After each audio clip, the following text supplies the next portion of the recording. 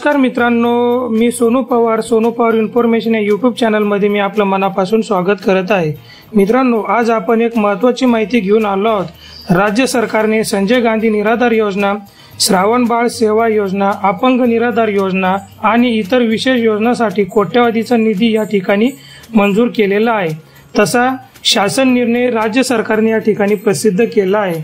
मित्रांनो, या योजनेचा जो उद्देश आहे, गरीब, वृद्ध, अपंग, निराधार आणि आर्थिकदृष्ट्या मागासवर्गीय लोकांना दर महिन्याला आर्थिक मदत या योजनेमार्फत दिली जाते। तसेच या योजनेतील जे पात्र लाभार्थी आहेत त्यांना हा निधी आता थेट डीबीटी पोर्टलद्वारे त्यांच्या खात्यामध्ये या ठिकाणी वर्ग केला जाणार आहे। मित्रांनो, व्हिडिओ सुरू करण्यापूर्वी चॅनलवरती जर नवीन असाल तर चॅनलला सबस्क्राइब करा, बेल आयकॉन प्रेस करा, जेणेकरून या ठिकाणी येणारे जे महत्त्वाचे व्हिडिओ आहेत त्याचे अपडेट तुम्हाला मिळतील। चला तर मग आता आपल्या महत्त्वाच्या व्हिडिओला या ठिकाणी सुरुवात करूया। मित्रांनो, आपण स्क्रीनवर बघत आहे, महाराष्ट्र शासन सामाजिक न्याय व विशेष सहाय्य विभागाने दिनांक 11 एप्रिल 2025 रोजी विशेष सहाय्य योजनेतील लाभार्थ्यांना अर्थसहाय्याचे वितरण डीबीटी पोर्टलद्वारे करण्याबाबतचा हा शासन निर्णय आहे तो प्रसिद्ध या ठिकाणी केलेला आहे। जसे संजय गांधी निराधार अनुदान योजना, श्रावण बाळ सेवा राज्य निवृत्ती योजना या योजना आणि केंद्र पुरस्कृत इंदिरा गांधी राष्ट्रीय वेतन योजना, इंदिरा गांधी विधवा योजना, निवृत्ती वेतन योजना, इंदिरा गांधी राष्ट्रीय दिव्यांग निवृत्ती वेतन योजना या योजना या ठिकाणी सामाजिक न्याय व विशेष सहाय्य विभागाअंतर्गत या ठिकाणी राबवण्यात येतात। मित्रांनो, डिसेंबर 2024 पासून राज्य पुरस्कृत ज्या योजना आहेत आणि त्यामध्ये जे पात्र लाभार्थी आहेत अशा सर्व लाभार्थ्यांना डीबीटीद्वारे निधी वितरित करण्यात येत आहे।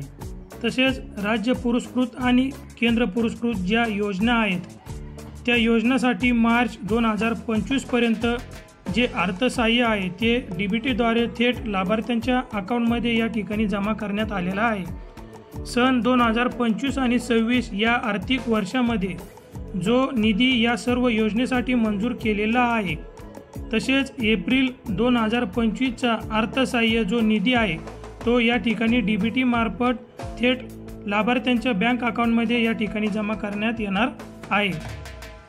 या योजनाकरिता स्टेट बँक ऑफ इंडियामध्ये उघडण्यात आलेल्या स्वतंत्र योजनानिहाय बँक खात्यामध्ये निधी वर्ग करण्याची बाब शासनाच्या विचाराधीन होती। निर्णय राज्य पुरस्कृत संजय गांधी निराधार अनुदान योजना व श्रावण बाळ सेवा राज्य निवृत्ती वेतन योजना या योजनेतील पात्र लाभार्थ्यांना माहे डिसेंबर 2024 पासून अर्थसहाय्य वितरण डीबीटी पोर्टलद्वारे करण्यात येत आहे।